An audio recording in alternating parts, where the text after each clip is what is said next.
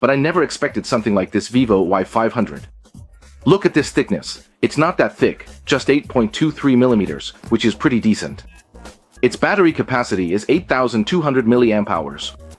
It's not even 2025, and we've already got 8,200 milliamp hours. This is a power bank. After a 2-hour moderate usage test, the battery was at 95%. Out of all the phones I've tested so far, this one has the best performing processor. It comes with the Dimensity 7300 chip. Now, this chip is actually pretty decent for playing games like Honor of Kings. But what I want to point out is that many phone manufacturers tend to throttle or limit this chip, especially when it comes to animations. However, on this phone with the OLED OS 5 system, you can see that the overall animation performance is really smooth. It's actually preserved really well. You can see that even the interrupt animations are still there. This is just the performance of the 7300. The system optimization here is honestly quite impressive and very smooth. For example, the AI eraser feature is also still here, and it actually works pretty well, right? Look, it recognized this tree stump. Pretty smart, huh? And check out the background, it's the stump. By the way, this stump only weighs 213 grams.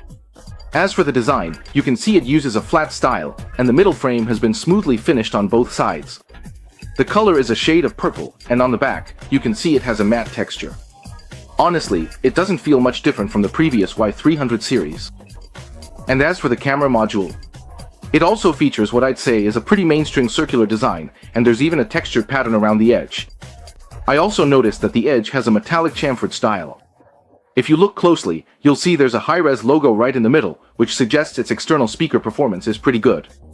Then, in the settings, we turned on audio upscaling, which, once enabled, can improve the quality of some lower quality audio. It gets optimized, and when using the external speaker, the audio volume can be cranked up to 700%. This is the high volume mode.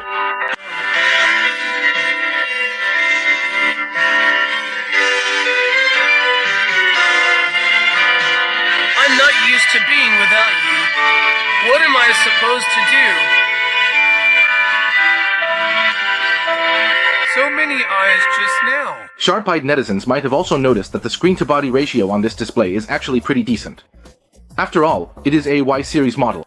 This screen has a 120Hz refresh rate and 800 nits peak brightness. So, within its price range, this is an acceptable display. For me, this device also performs well in drop and water resistance. Of course, it's not a flagship phone, so the price will be a pleasant surprise. As for the camera, its biggest highlight is support for an instant camera-like feature, similar to a Polaroid. This feature was brought down from the S series. When taking photos, the emotional value is like using a Polaroid. It feels like a cyber Polaroid, right?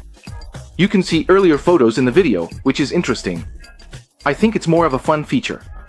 So, this phone is for people with high demands for battery life, strong external speakers, water resistance, and a relatively drop-resistant body. At the same time, it takes nice photos. If you're a delivery driver, would you consider this phone? Let me know in the comments. I'm Big Soap who loves gadgets, and I'll see you in the next video. Goodbye, or how about we give this phone away?